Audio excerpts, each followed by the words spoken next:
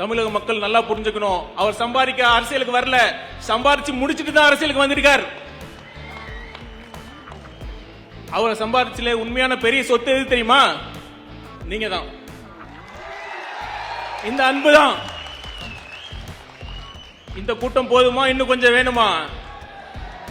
இது சும்மா டீச்சர் தான். இன்னும் தரமான சம்பவம் மதுரையில் இருக்கு. வெயிட் பண்ணுங்க. கொஞ்சம் சீரியஸா பேசுவோம். நான் மீண்டும் மீண்டும் ஒரு உண்மையை பதிவு செய்ய கடமைப்பட்டிருக்கிறேன்.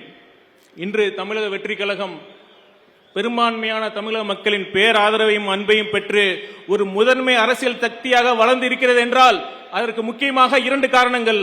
ஒன்று, நம் வெற்றி தலைவரின் ஒப்பற்ற தனிப்பெரும் ஆளுமை. 2, நம் ஆழமான கொள்கை அடித்தளம். இது மட்டும்தான். 2மே நமக்கு 2 கண்கள். ஊழல் ஒழிப்பு, ஊழல் எதிர்ப்பு அவசியம்தான்.